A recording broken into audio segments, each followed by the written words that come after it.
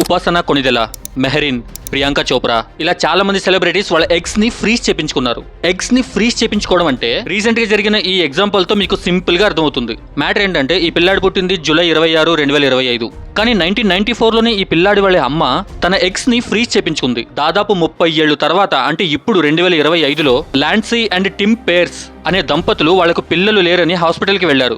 అక్కడ వీళ్ళకి ఈ 1994లో ఫ్రీజ్ చేసిన ఈ ఎగ్ వల్ల సంతానం జరిగింది. ఈ పిల్లాడి అసలు తల్లి పేరు లిండా. మీరు వినే ఉంటారు కొన్ని హాస్పిటల్స్ గురించి. వాళ్ళు హ్యూమన్ ఎగ్స్ ని ఫ్రీజ్ చేస్తారు. ఎవరికైతే పిల్లలు పుట్టారో, సంతాన భాగ్యం ఉండదో వాళ్ళకి పనికొస్తుంది.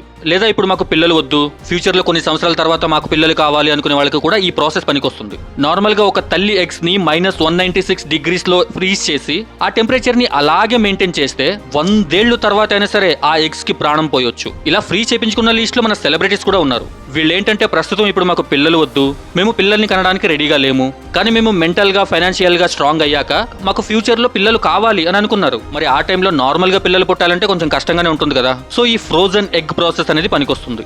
మరి ఓన్లీ సెలబ్రిటీసే కాకుండా నార్మల్ పీపుల్ కూడా ఇలా ఎగ్స్ ని ఫ్రీజ్ చేపించుకోవచ్చా అంటే చేపించుకోవచ్చు, కానీ కొంచెం కాస్ట్ ఎక్కువ అవుతుంది. ఎందుకంటే మరి ఆ ఎగ్స్ కి సంవత్సరాలు సేమ్ టెంపరేచర్ మెయింటైన్ చేయాలి కదా. సో ప్రస్తుతానికైతే ఒక నెలకి 10 నుంచి 15 వేలు, అదే 1 year కి అయితే 1,20,000 ఛార్జ్ చేస్తున్నారు. ఈ అమౌంట్ కొంచెం ఎక్కువ తక్కువ అవ్వచ్చు.